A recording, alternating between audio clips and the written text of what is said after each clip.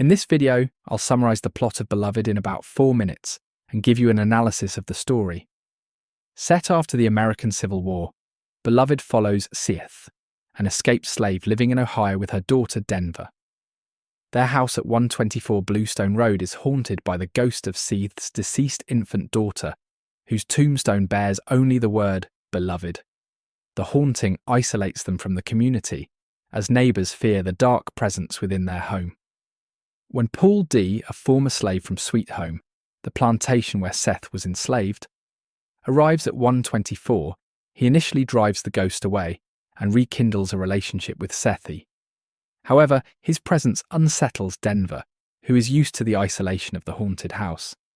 Shortly after Paul D. moves in, a mysterious young woman named Beloved appears near 124, weak and seemingly lost. Sethe and Denver take her in, and she gradually becomes part of their lives. Over time, it becomes clear that Beloved is the physical manifestation of Sethe's dead daughter, returned in human form.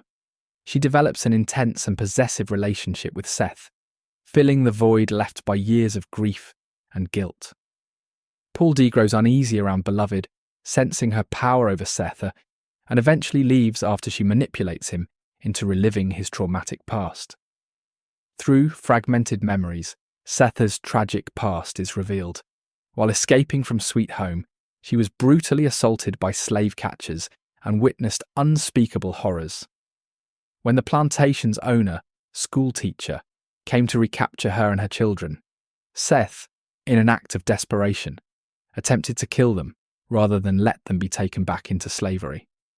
She succeeded in killing only her infant daughter, Beloved. This act of infanticide horrified the black community and further isolated Sethe.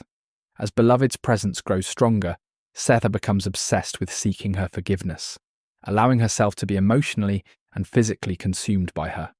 As Sethe deteriorates under Beloved's control, Denver, once shy and dependent, realizes she must act. She reaches out to the black community for help, something Sethe failed to do for years. The women of the town gather to perform an exorcism, chanting and praying outside 124. As their voices rise, Sethe, in a trance, mistakes a white man in the distance for schoolteacher and tries to attack him with an ice pick, reliving her trauma. In that moment, Beloved vanishes, disappearing without explanation. In the aftermath of Beloved's disappearance, Paul D. returns to Sethe, finding her weak and grieving. He reassures her that she is more than her past and urges her to see her own worth beyond her pain. Denver, now independent and working, has found her place in the world outside of 124. The novel ends with a haunting refrain that this is not a story to pass on, acknowledging both the need to remember history and the impossibility of fully grasping its weight. Beloved fades from memory, symbolizing both the act of forgetting and the necessity of confronting the past. Beloved explores how the horrors of slavery continue to haunt those who have escaped it. Sethe's past is inescapable, and her guilt over killing her daughter manifests in Beloved's return. Paul D. and Denver also struggle with inherited trauma. Paul D. suppresses his pain through emotional detachment, while Denver initially isolates herself in fear. The novel suggests that trauma does not simply disappear with freedom. It lingers, shaping lives long after the physical chains are gone.